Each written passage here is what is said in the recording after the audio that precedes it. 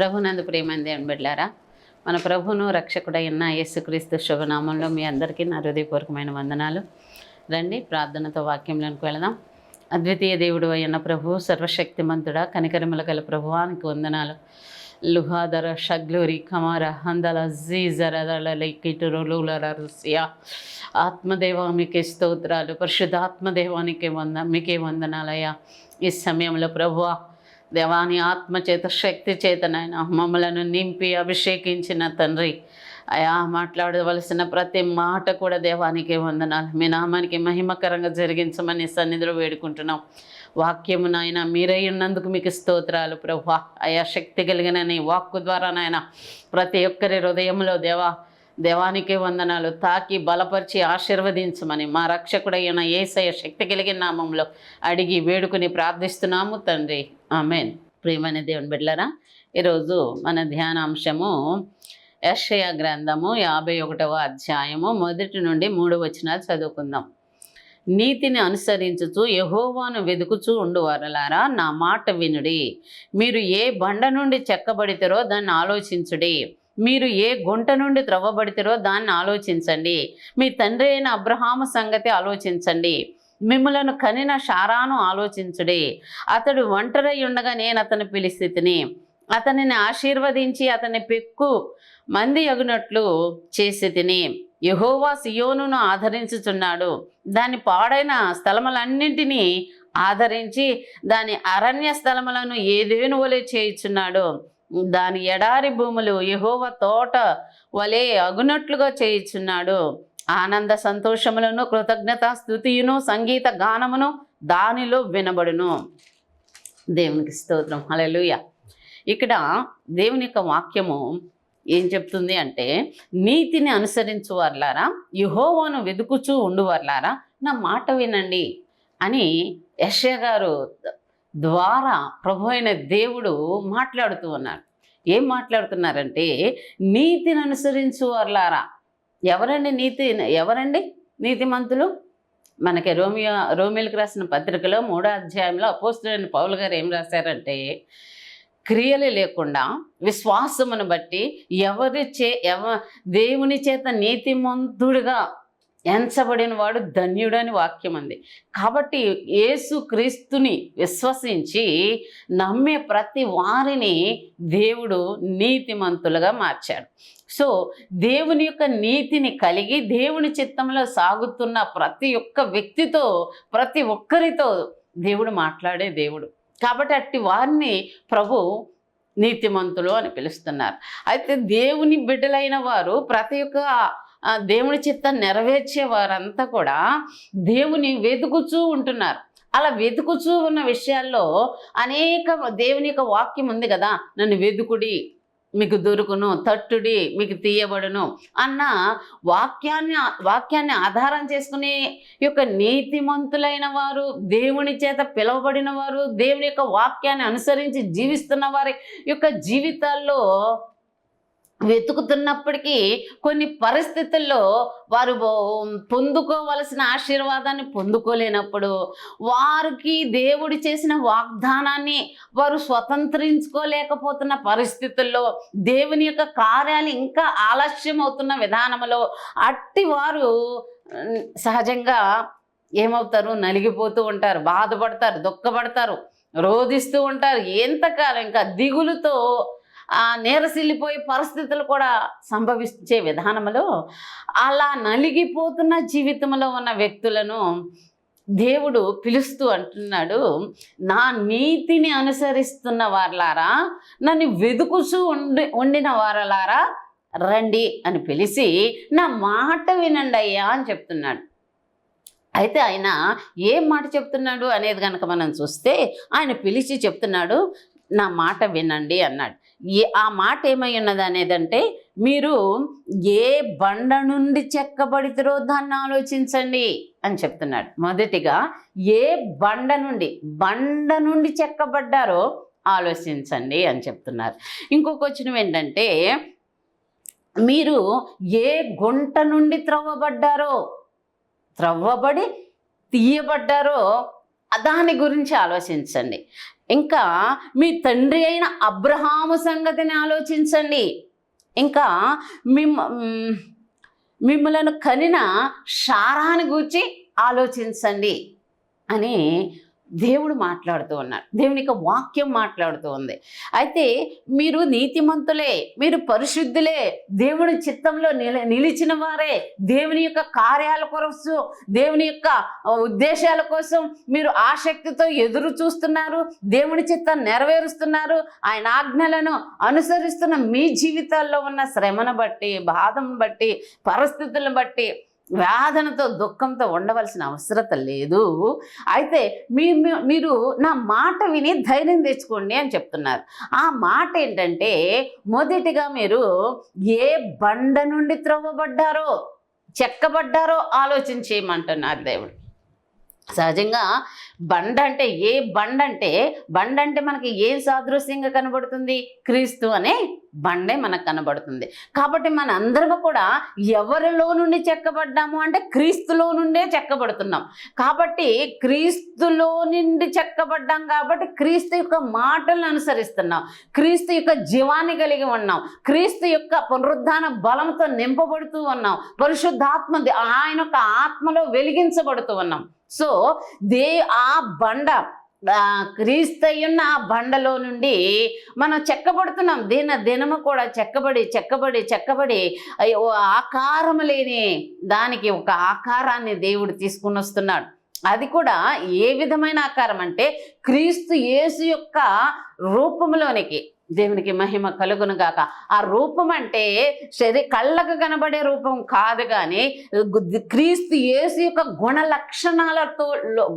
లక్షణాలలోనికి ప్రభు అయిన దేవుడు మనల్ని చెక్కుతూ ఉన్నాడు. మన ఆధ్యాత్మికమైన స్థితిని, మన యొక్క ఆలోచన స్థితిని, మన అంతరంగాన్ని, మన యొక్క ప్రతి ఒక్క ఆలోచన విధానంలో పుట్టుకొచ్చే ప్రతి పరిస్థితుల్ని కూడా ఆయన చెక్కే దేవుడై ఉన్నాడు. కాబట్టి ఎవరు నీతిమంతులు అంటే క్రీస్తులో నుండి చెక్కబడిన వారు. అయితే ఈ క్రీస్తులో నుండి చెక్కబడిన వారి జీవితాల్లో శ్రమలు, అనేకమైన పరిస్థితుల్లో ఇరుకు ఇబ్బంది పరిస్థితులు సంభవించిన విధానంలో, అంతేకాకుండా వారు పొందుకోవాల్సిన ఆశీర్వాదం ఆలస్యమవుతున్న విధానంలో, వారి జీవితాల్లో నిరుత్సాహం చోటు చేసుకుంటున్న పరిస్థితుల్లో దేవుడు ఏమంటున్నాడంటే, మొదటిగా మీరు ఏ బండ నుండి చెక్కబడ్డారో ఆలోచించండి అంటున్నారు. ఆ క్రీస్తు యేసును మనం చూసినప్పుడు మనకేమనిపిస్తుంది? అవును, ఆయన నిన్న నేడు నిరంతరము ఒకే రీతిగా ఉన్నాడు. ఆయన మనల్ని ఎన్నడూ కూడా విడువను ఎడబాయనని సెలవిచ్చాడు. ఆయన ఆత్మ మనతో ఉంచాడు.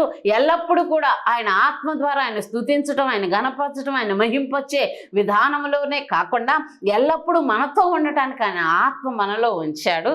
కాబట్టి పరిస్థితులు ఏ విధంగా ఉన్నప్పటికీ నా ప్రభు నన్ను విడిచిపెట్టడో, నా ప్రభు మమ్మల్ని విడనాడడో, ఆయన మాట ఇచ్చాడు. చిరకాలము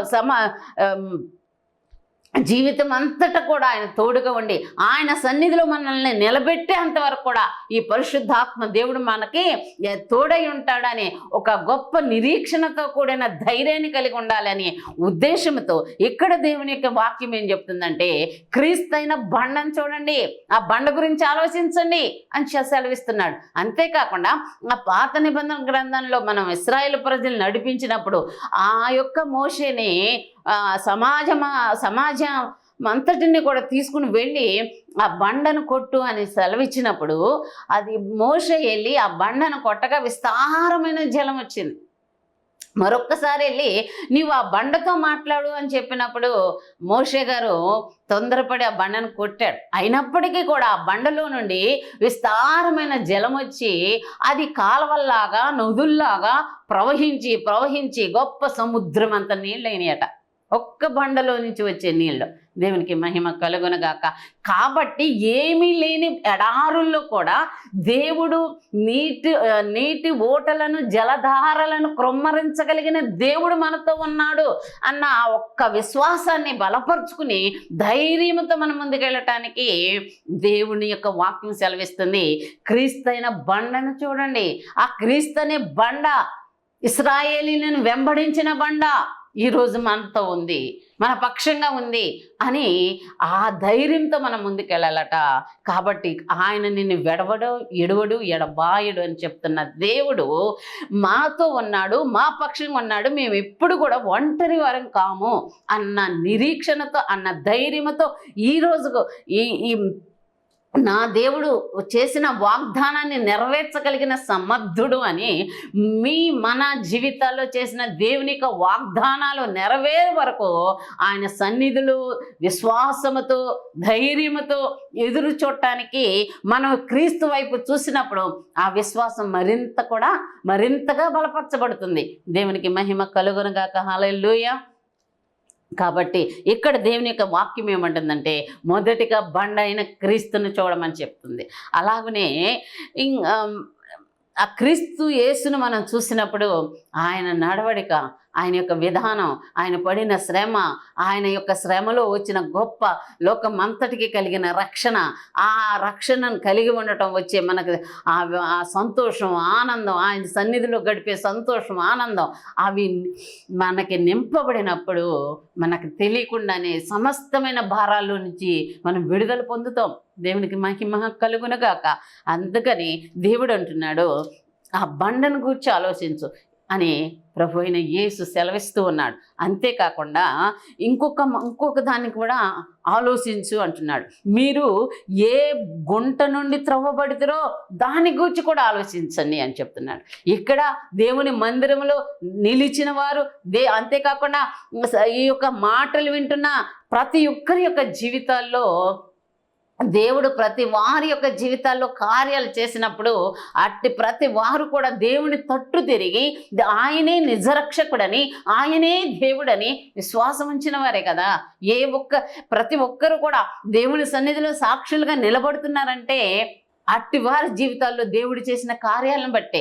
ఇక్కడ మీరు ఏ గుంట నుండి త్రవ్వి తీయబడ్డారో ఆలోచించమంటున్నాడు. ఇక్కడ గుంట అంటే అదొక శ్రమ, అదొక పాపం, అదొక ఆ యొక్క మనుషుల యొక్క జీవితాల్లో ఉండే పెద్ద సమస్య లాంటిది. ఆ గుంట అనుభవం అంటే దాంట్లోంచి పైకి లేవలేని పరిస్థితి. కొంతమంది విగ్రహారాధన అనేది ఒక గుంట అయితే, కొంతమంది జీవితాల్లో పాపం అనేది ఒక గుంట అయితే, మరి కొంతమంది జీవితాల్లో రోగాలు, బలహీనతలు, సావు బతుకుల్లో ఉన్న పరిస్థితులు, అలా అనేక యొక్క జీవితాల్లో ఏ యొక్క ఆధారం లేక నశించిపోతున్న అనేకుల యొక్క జీవితాల్లోనికి దేవుడు తన కృపను చూపించి వారికి ఉన్న రోగాల్లో నుంచి విడిపించబడతాం. దేవుని ప్రేమ లేని వారికి ఆయన ప్రేమ చూపించి ఆ యొక్క స్థితిలో నుండి తీసుకురావటం, అనేకుల యొక్క రోగాల్లో నుండి విడుదల ఇవ్వటం, అనేక యొక్క బంధకాల నుంచి విడుదల రావటం. యోసేపును మనం చూస్తే వాళ్ళ అన్నదమ్ములందరూ కూడా అతన్ని కొట్టి గుంటలో పడవేశారు. కానీ దేవుడు తన యొక్క మరొక సహోదరుడితో మాట్లాడి అలా గుంటలో వద్దని నీళ్లు లేని గుంటలో వేసినప్పుడు తిరిగి ఆ గుంటలోంచి తీసి యోసేపును అమ్మటం జరిగింది. కాబట్టి ఇది ఈ యొక్క గుంట అనుభవం. ఆ యోసేపును పడవేసిన గుంట ఎలాంటి గుంట అంటే నీరు లేని గుంట. ఈ లోకంలో చాలా గుంటలు ఉన్నాయి. మురికి నీళ్లతో ఉన్న గుంటలు ఉన్నాయి, ఎండిపోయిన గుంటలు ఉన్నాయి, నీళ్లు లేకుండా ఉన్న గుంటలు ఉన్నాయి, నీళ్లతో నింపబడి అనేకులకి అవసరాలు తీర్చగలిగిన గుంటలు ఉన్నాయి. అయితే కాబట్టి మీరు రోగాల్లో నుండి విడుదల పొందారా? ఆ మరణం సకరమైన రోగం నుంచి విడుదల పొందారా? పాపం నుంచి విడుదల పొందారా? లేదా సమస్యల నుంచి రక్షించబడ్డారా? లేదా ఈయనే నిజదేవుడని మీరు గ్రహించి దేవుని యొద్దకు వచ్చారా? ఒక్కసారి మీరు ఆలోచించండి. మీ స్థితి ఏమిటో, మీరు ఏ గుంటలో నుండి, ఏ స్థితిలో నుండి దేవుని యొద్దకు వచ్చారో అది ఒక్కసారి మీరు జ్ఞాపకం చేసుకోండి. ఒకానొక దినాన నా స్థితి ఇలా భయంకరమైన స్థితిలో ఉన్నప్పుడు ఆయన నన్ను గుంటలో నుంచి తవ్వి నన్ను తీసుకుని వచ్చి ఇక అంజూరపు తోటలో పెట్టినట్లు, ఇది ద్రాక్ష తోటలో పెట్టినట్లుగా అంజూరపు వృక్షాన్ని తీసుకుని వచ్చి ఎక్కడో దేవుని ఎరుగని చీకటిలో, మరణ ఛాయల్లో, అంధకారములో, అవిశ్వాసములో, దిక్కు తోచని స్థితిలో ఉన్న అనేకుల్ని దేవుడు వారిని లేపి దేవుని సన్నిధికి నడిపించి దేవుని ప్రేమను చూపించి అపారమైన కృపతో నింపి దేవుని ఎరిగిన బిడ్డలుగా దేవునికి ప్రతి ఒక్కరికి కూడా నేను నీతో ఉన్నానని ధైర్యపరుస్తూ వారు అడిగిన ప్రతి ఒక్క అవసరతను తీరుస్తూ ఇంతకాలం నీతో ఉన్నాడు కదా, ఈరోజు ఈ కార్యం జరగలేదని నువ్వు నిరుత్సాహపడవలసిన అవసరం లేదు. త్వరలోనే దేవుడు నీకు చేసిన ప్రతి ఒక్క వాగ్దానాన్ని నెరవేర్చగలిగిన సమర్థుడు అనే విశ్వాసాన్ని బలపరుచుకో. కాబట్టి మొదటిగా నీ మొదటి స్థితిని జ్ఞాపకం చేసుకో. ఆ స్థితిని జ్ఞాపకం చేసుకుని దేవుని స్తుతించి ఈ ముందున్న సమస్యలో నుండి కూడా దేవుడు నన్ను విడిపించగలిగిన దేవుడు, దేవుడు నన్ను రక్షించగలిగిన దేవుడు, నాకు సహాయం చేసే దేవుడు నాకు తోడై ఉన్నాడని నువ్వు విశ్వాసాన్ని బలపరుచుకోమని ఈరోజు దేవుడు మాట్లాడుతూ ఉన్నాడు. దేవునికి మహిమ కలుగను గాక. మొదటిగా క్రీస్తుని బండైన క్రీస్తుని క్రీస్తుని గురించి ఆలోచన కలిగి ఉండమన్నాడు. రెండోదేమో నువ్వు ఏ పాపంలో నుండి, ఏ గుంటలో నుండి, ఏ శ్రమలో నుండి, ఏ దుఃఖంలో నుండి, ఏ వ్యాధంలో నుండి, ఏ ఇరుకులో నుండి, ఏ ఇబ్బందుల్లో నుండి త్రవ్వబడ్డావో నీ స్థితిని ఒక్కసారి జ్ఞాపకం చేసుకో, ఆలోచించి అని దేవుని యొక్క వాక్యం సెలవిస్తుంది. కాబట్టి ప్రియమైన దేవుని బిడ్డ, ఎప్పుడైతే మనం మన స్థితిని ఆలోచన కలిగి ఉంటామో ఆనాడు ఆ సమయంలో దేవుడు తాను అపారమైన ప్రేమ, అపారమైన కృపను కృమ్మరించి మిమ్మల్ని ప్రతి ఒక్కరిని లేవనెత్తిన అనుభవాన్ని జ్ఞాపకం చేసుకున్నప్పుడు తిరిగి ఆ కోల్పోయిన ప్రతి ఒక్క శక్తిని కూడా పొందుకోగలుగుతారు. ఇశ్రాయేల్ ప్రజలట ఆ మొదటి అనుభవాలను గుర్తు చేసుకుని పాటలు పాడుతూ ఉంటే వారికి అధికమైన బలం వచ్చి ముందున్న సమస్యలను చాలా సునాయాసంగా జయించగలిగారంట. కాబట్టి మన యొక్క జీవితంలో కూడా ఈ రీతిగా మీరు జ్ఞాపకం చేసుకోమని దేవుని యొక్క వాక్యం మనకు సెలవిస్తుంది. అంతేకాకుండా ఇక్కడ మరొకటి కూడా దేవుడు మనతో మాట్లాడుతున్నారు. ఏమనంటే, మీరు మీ తండ్రి అయిన అబ్రహాము సంగతి ఆలోచించండి. ఏమంటున్నారు ఇక్కడ? మీ తండ్రి అయిన అబ్రహాము సంగతి ఆలోచించండి. సహజంగా ఈ యొక్క అబ్రహాము గురించి ఆలోచించిన, ఈ బండ గురించి ఆలోచించిన, గుంట గురించి ఆలోచించిన ఒక్కొక్కటి కూడా చాలా పెద్ద పెద్ద మెసేజ్లు అవుతాయి. కానీ ఇక్కడ ఈ 4 అంశాలు ఒకేసారి చెప్పాలనే ఉద్దేశంతో నేను మీ ముందుకు వచ్చాను. దేవునికి స్తోత్రం. ఇక్కడ అబ్రహామును, మీ తండ్రి అయిన అబ్రహామును గురించి ఆలోచించమన్నాడు. అబ్రహాము యొక్క జీవితం ఆనొక దినాన విగ్రహాలు అమ్మి వ్యాపారం చేసుకునే ఒక వ్యక్తి, దేవుని ఎరుగని వ్యక్తిని దేవుడు దర్శించి ఇదిగో రమ్మని పిలవగానే అబ్రహాము అక్కడున్న ప్రతి బొమ్మలను అన్నిటినీ విడిచిపెట్టి, ఆ స్థలాన్ని, ఆ బంధువుల్ని అందరినీ కూడా విడిచిపెట్టి కేవలం దేవుని పట్టుకుని యొక్క ఆదికాండం 12వ అధ్యాయంలో వచ్చినప్పుడు దేవుడు అబ్రహాము నేను నిన్ను ఆశీర్వదిస్తానని దేవుడు వాగ్దానం చేసి ఉన్నాడు. ఆ వాగ్దానాలను బట్టి ముందుకెడుతూ ఇక అబ్రహాము ఎక్కడ అడుగు పెట్టినా అక్కడ బలిపీఠాలు కట్టుకుంటూ వచ్చాడు. దేవునికి మహిమ కలుగునుగాక. అలాంటి ఆ పరిస్థితుల్లో అబ్రహామును ఆశీర్వదించిన దేవుడు. అబ్రహాం గురించి వస్తే, అబ్రహాము ఒంటరి అన్నప్పుడు నేను పిలిచాను, అతను గొప్ప జనంగా మార్చాను అని దేవుని యొక్క లేఖనం సెలవిస్తుంది. కాబట్టి అబ్రహాము మొదటిగా పిలువబడినప్పుడు ఒంటరివాడే అయినప్పటికీ కూడా దేవుని యొక్క మహా మహా మహా అద్భుతమైన కృప అతన్ని మహా సైన్యంగా మార్చేసింది. దేవునికి స్తోత్రం. అయితే ఈ కార్యాలన్నీ కూడా జరిగేంత వరకు కూడా అబ్రహాం యొక్క జీవితంలో ఎన్నో శోధనలు, ఎన్నో సమస్యలు, ఎంతగానో భారాన్ని భరించాల్సిన పరిస్థితి కూడా అబ్రహాం జీవితంలో సంభవించింది. అదేంటి, అబ్రహాము విశ్వాసులకు తండ్రిగా దేవుడు నియమించాడు కదా, ఆయనతో దేవుడు మాట్లాడేవాడు, ఆయనను నా స్నేహితుడు అన్నాడు. అటువంటి వ్యక్తికి ఇలాంటి పరిస్థితి ఉందా అంటే ఉంది. ఆ అబ్రహాం స్నేహితుడైనప్పటికీ కూడా అబ్రహాము జీవితంలో ఆ దేవుని చేసిన వాగ్దానాలు నెరవేర్చడానికి కొన్ని సంవత్సరాలే పట్టింది. 70వ సంవత్సరంలో అబ్రహాముకి వాగ్దానం చేస్తే 100వ సంవత్సరంలో అబ్రహాముకి పిల్లలకు పుట్టారు.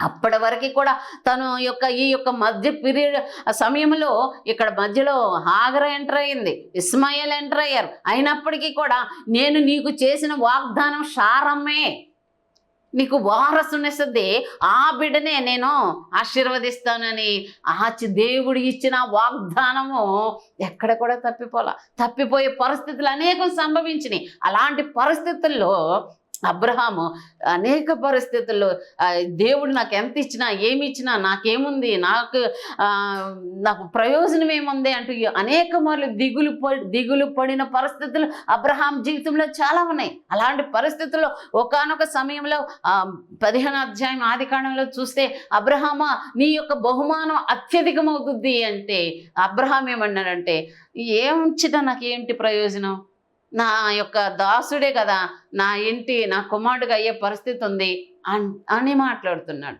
అప్పుడు అబ్రహాం దేవుడు అంటాడు, లేదు, నేను ఖచ్చితంగా నేను నీకు బిడ్డలనిస్తాను, నేను నీ బిడ్డల్నిచ్చి ఆశీర్వదిస్తాను, ఇదిగో నీవు నడుస్తున్న ప్రతి ఒక్క ప్రాంతాన్ని కూడా నీ బిడ్డలు స్వతంత్రించుకుంటారు అని దేవుడు చెప్తూ ఉన్నాడు. దేవునికి స్తోత్రం, హల్లెలూయా. ఇంకా అంతేకాకుండా అబ్రహాము తన యొక్క విశ్వాస జీవితంలో దిగులు పడిపోతున్న పరిస్థితుల్లో, వేదన పడుతున్న పరిస్థితులు సంభవించినప్పుడు అర్ధరాత్రి వేళ తనకి నిద్ర పట్టక పరిస్థితులన్నిటి గురించి ఆలోచిస్తూ ఉన్నప్పుడు అబ్రహాంతో దేవుడు అనేవాడు, అబ్రహామా లేచి బయటికి రా అని పిలిచి ఆకాశం వైపు చూడమని చూపించి ఆకాశపు నక్షత్రాన్ని లెక్క పెట్టని చెప్పేవాడు. అప్పుడు 1, 2, 3 ఎన్ని లెక్క పెడతాడు. అయ్యా నా వల్ల కాదంటే, నీ సంతానం అంత విస్తారంగా ఉంటారు అని సెలవిచ్చారు. అప్పుడు ధైర్యం తెచ్చుకుని ముందుకెళ్ళేవాడట. అయితే మళ్ళీ కొన్ని రోజులు గడిచేటప్పటికి పగటి వేళ అనేకమైన పరిస్థితులు, అందరు బిడ్డలు చూస్తున్న పరిస్థితులు, కొన్ని కార్యాలు చూస్తూ ఉన్నప్పుడు ఏదో ఒక సమయంలో గుండెంతా వేదనకు వస్తుంది కదా, అయ్యో నాకు బిడ్డలు లేరు అన్న ఆలోచన. అలా పగటి వేళ అబ్రహాము దిగులు పడుతున్న సమయంలోనట అబ్రహాము బయటికి రమ్మని పిలిచి, ఇదిగో ఇసుక రేణువులు చూడు అని ఇసుకని గుప్పుడు తీసి నువ్వు లెక్కెట్టగలవా అనేవాడట. నా వల్ల కాదంటే, నీ సంతానం ఇంతగా ఆశీర్వదించబడింది అని దేవుడు సెలవిచ్చాడట. అట్లా నైట్ దిగులు పడిపోయినా, వేదన పడినా, దుఃఖం సంభవించినా, అలాంటి పరిస్థితుల్లో దేవుడు బయటికి రప్పించి ఆకాశపు నక్షత్రాలను చూపించి ధైర్యపరిస్తే, పగటి వేళ కలిగే అనేకమైన బాధల్లో, శ్రమల్లో, దిగుల్లో దేవుడు ఈ యొక్క ఇసుకను చూపించి ధైర్యపరిచాడట. ఆ రీతిగా ధైర్యపరిచిన అబ్రహాం జీవితంలో దేవుడు ఎప్పుడు కూడా తోడుగా ఉన్నప్పటికీ కూడా తన జీవితంలో కూడా ఎడారి లాంటి అనుభవాన్ని తన అంతరంగంలో కలిగి ఉన్నాడు. అలాంటి పరిస్థితుల్లో అరణ్యపు అనుభవాల్లాగా తన అంతరంగంలో కలిగిన ప్రతి ఒక్క పరిస్థితిలో దేవుడు ఎంటర్ అయ్యి అబ్రహాం ధైర్యపరుస్తూ వచ్చాడు. చివరికి అబ్రహాము దేవుడు వాగ్దానం చేసిన వాగ్దానాన్ని నెరవేర్చగలిగాడు, ఆ వాటిని స్వతంత్రించుకోగలిగాడు. కాబట్టి అబ్రహాము యొక్క జీవితంలో ఒకానొక దినంలో లోతు అబ్రహాము వెంట కూడా వచ్చిన పరిస్థితుల్లో లోతు కూడా అబ్రహాము నుంచి వేరుగా పంపించబడిన పరిస్థితులు అబ్రహాము ఒంటరి నిలిచి ఆలోచిస్తూ ఉన్నప్పుడు దేవుడు వచ్చి భుజాన చెయ్యి వేసి, అబ్రహామా 4 దిక్కులు చూడు, నువ్వే దిక్కుకెళ్ళినా నేను నీతో వస్తాను, ఏ దిక్కుకెళ్ళినా నువ్వు ఆశీర్వదించబడతావని అబ్రహాంతో దేవుడు సెలవిచ్చి అన్నాడు. దేవునికి మహిమ కలుగునుగాక. ఆ రీతిగా దేవుడు ఏ బిడ్డ పట్ల ప్రణాళిక కలిగి ఉంటాడో, ఏ బిడ్డల పట్ల ఆయనకు ఒక ఉద్దేశం ఉంటుందో, అట్టి వారిని ఎట్టి పరిస్థితుల్లో విడిచిపెట్టడం. ఎందుకంటే ఒక ప్రక్కన అనేకమైన పరిస్థితుల్లో, అది ఉదయమైన, మధ్యాహ్నమైన, సాయంత్రమైన, రాత్రైనా, అనేకమైన సమయంలో, అనేకమైన పరిస్థితుల్లో దిగులు, వేదన, కుంగుబాటు వచ్చిన ప్రతిసారి కూడా అసలు నేను నీతోనే ఉన్నా, నేను నీ పక్షంగా ఉన్నా, నీలో ఉన్నా, నీ పక్షంగా ఉన్నా, నీతో నడుస్తున్నాను అన్నట్లుగా అనేక పరిస్థితుల్లో ఆయన ధైర్యపరిచే దేవుడు. నిజంగా అనుభవం నేను ఎరుగుదును. ఆ రీతిగా ప్రతి పరిస్థితుల్లో ఆయన మనకు ధైర్యాన్ని ఇచ్చి, శక్తినిచ్చి, విశ్వాసంతో కూడిన మాటలు మన అంతరంగంలో నుండి ఆయన మాట్లాడి మనల్ని ధైర్యపరిచే దేవుడు. అలా తన బిడ్డలను ధైర్యపరుచుకుంటాం, బలపరచడం, అలా నడిపించే గొప్ప దేవుడు. దేవునికి మహిమ కలుగునుగాక. ఈ లోకంలో ఎంతోమంది గొప్ప గొప్ప దైవ సేవకులు దేవుని యొక్క చేతిలో వాడబడుతున్నారు అంటే దేవుడు తన బిడ్డలను తయారు చేసుకుంటున్నాడు. దేవుడు తన యొక్క పనిని కరెక్ట్గా జరిగించి అంతవరకు కూడా ఒక మోషేని ఏ విధంగా సిద్ధపరచుకున్నాడో అంతకన్నా ఆ యొక్క విధానంలో తన బిడ్డల విషయాల్లో దేవుడు తోడయ్యుండి తనకు అనుకూలమైన రీతిలో ఒక మంచి వెపన్ లాగా తయారు చేసుకుని తగిన సమయాన ఆ వెపన్ ఉపయోగించుకుంటాడు. కాబట్టి మోషేని ఇశ్రాయేలు 40 సంవత్సరాలు కూడా ఆ ట్రైనింగ్ పీరియడ్గా వాడుకుని ధైర్యపరిచి ఆ రీతిగా తీసుకుని వచ్చి ఇశ్రాయేలు ప్రజలందరినీ కూడా విడిపించడానికి ఒక అద్భుతమైన వెపన్గా, ఒక బలమైన సాధనంగా వాడుకున్నాడు. అట్లాగే దేవుడు ఏ బిడ్డల మీద తన కృప ఉంటుందో, దేవుని యొక్క ప్రణాళిక ఉంటుందో అట్టి వారిని దేవుడు ఆ రీతిగా తయారు చేసుకుని ఎక్కడ ఏ పరిస్థితుల్లో అన్యుల మధ్య ముస్లింల మధ్య, లేదా స్త్రీల మధ్య, పురుషుల మధ్య, యవనస్తుల మధ్య, పిల్లల మధ్య ఎవరిని ఎక్కడ వదలాలో, ఎవరిని ఎక్కడ ఒక వెపన్ లాగా ఏ విషయాల్లో ఎవరిని వాడుకోవాలనేది ఆయన సిద్ధపరుచుకున్నాడు. ఆయన ప్రణాళిక కలిగి ఉన్నాడు. కాబట్టి ఆ స్థలంలో నిలిపేంత వరకే దేవుని యొక్క కృపలో దేవుని తట్టు చూస్తూ ఆయన గూర్చి ఆలోచన కలిగి ఉంటూ ఆయన యొక్క విధానాలు, దేవుని యొక్క విశ్వాసులకు తండ్రిగా ఉన్న అబ్రహాము బట్టి కూడా మనం ఆలోచన కలిగినప్పుడు ఆ విశ్వాసం మరింతగా మన జీవితాల్లో ఫుల్ఫిల్ అవుద్ది. దేవునికి మహిమ కలుగునగాక. కాబట్టి అబ్రహాము జీవితంలో దేవుడు ఎలాగ ముందుకు నడిపించి, దీవించి, ఆశీర్వదించి, ఎంతోమంది పనివారినిచ్చి ఒక మహారాజు కంటే కూడా గొప్పగా చేసిన దేవుడు.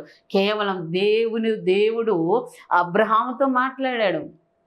నేను గొప్ప జనముగా చేస్తాను, నేను నిన్ను బహుగా ఆశీర్వదిస్తానని ఆదికాండం 12:1-3 చదువుకోండి. అయితే ఆ రీతిగా చెప్పిన దేవుడు అదే నెరవేర్చాడా లేదా?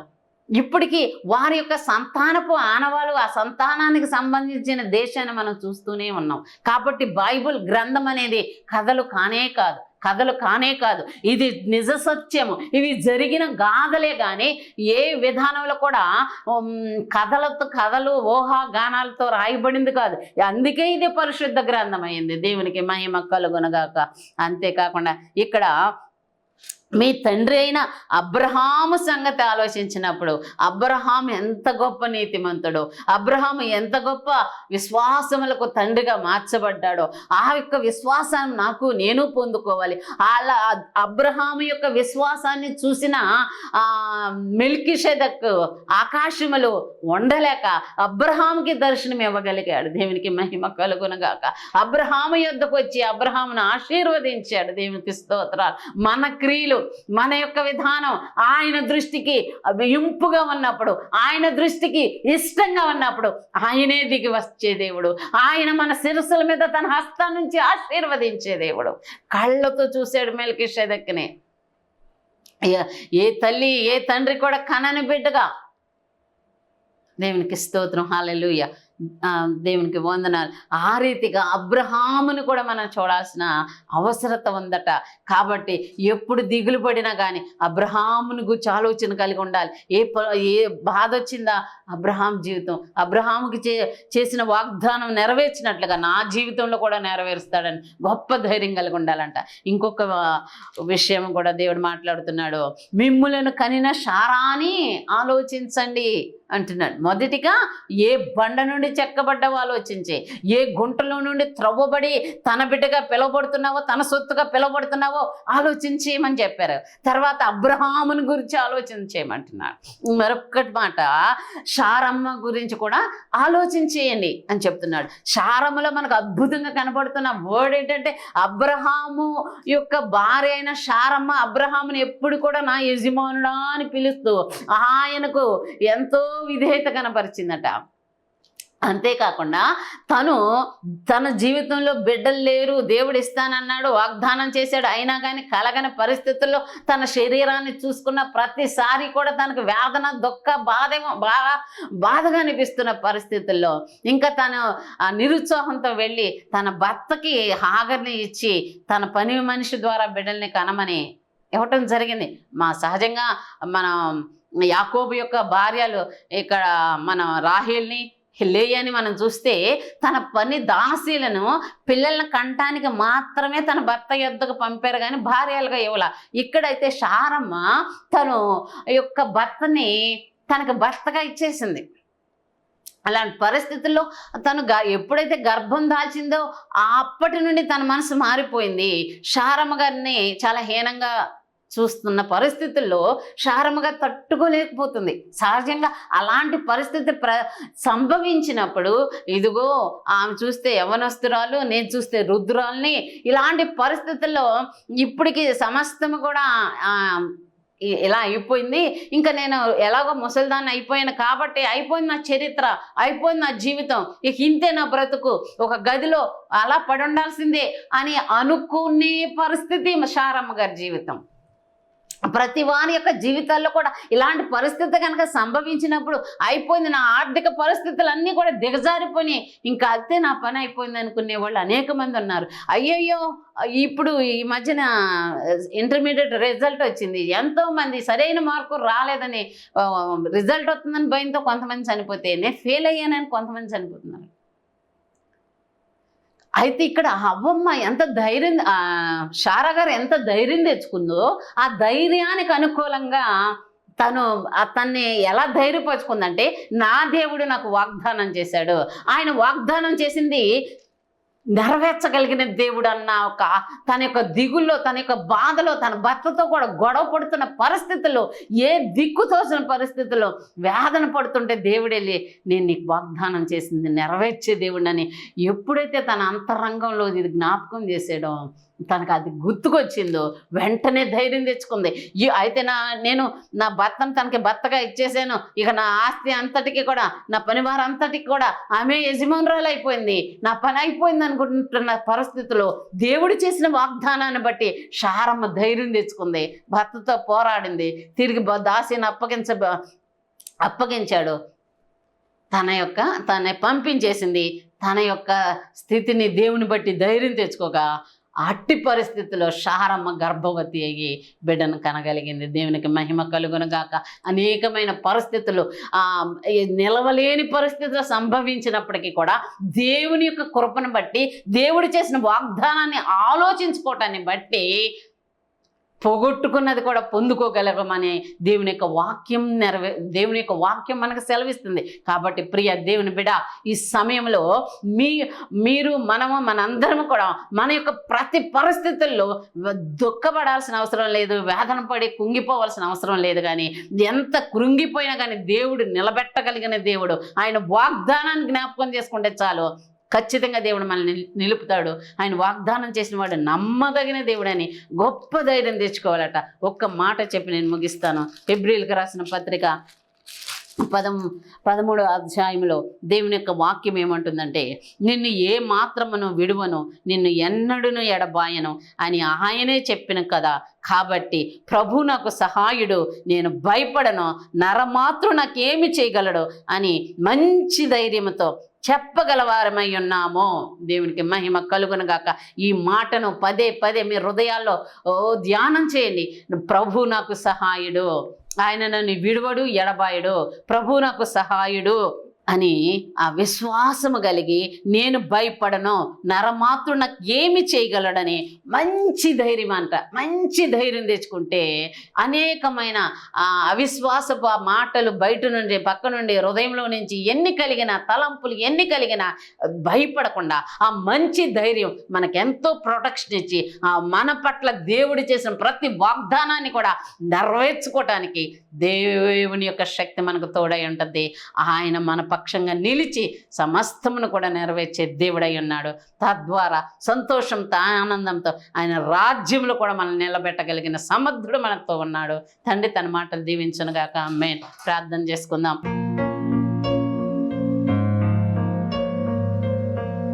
అద్వితీయ దేవుడు అయ్యన్న ప్రభువా, సర్వశక్తిమంతుడానికి వందనాలు అయా. ఈ సమయంలో మీరు మాట్లాడిన ప్రతి ఒక్క మాటను బట్టి మీకు వందనాలయ్యా. ప్రతి ఒక్క బిడ్డలను బట్టి నీకు స్తోత్రాలయ్యా.